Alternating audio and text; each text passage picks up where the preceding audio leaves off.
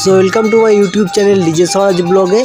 তো আজকে আমরা চলে এসেছি একটা হরিনাম করতে। তো এই হরিনামেতে আমরা টোটাল সেট আপটাই শুধু ভোকালগুলো বাদ দিয়ে বাকি আহুজার যে 411 মডেলের মাইক্রোফোন আছে, তো সেই মাইক্রোফোন দিয়ে টোটাল সেট আপটা করি।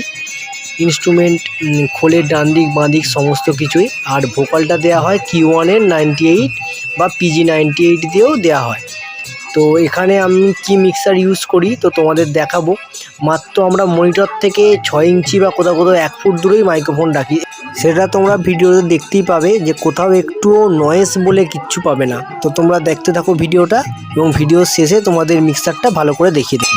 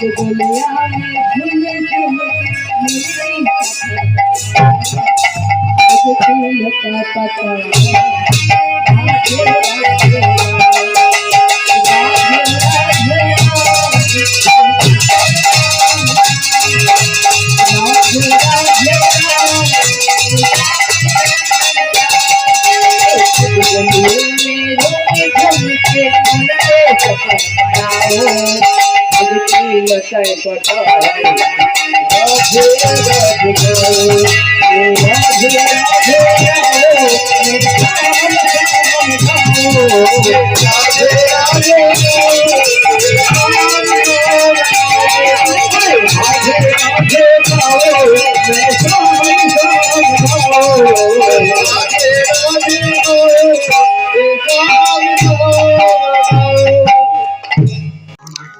বন্ধুরা, এখানে আমরা Q1 এর F7 মডেলটা ইউজ করছি। তো এখানে রিভাব একদম পুরো কাঁচের মতো রিভাব, তোমাদের এখানে কোনো DD3 ইউজ করতে হবে না। তো এইটা একদম ইয়ামাহার F7 মডেলের মতো একদম পুরো অবিকল। তো তোমরা যারা ইয়ামাহার মিক্সার কিনতে পারছো না, তো এই মিক্সারটা একবার কিনে দেখতে পারো। এই মিক্সারটা তোমার 5.5 থেকে ওই 6.5 ভিতরে পেয়ে যাবে তোমরা মিক্সারটা।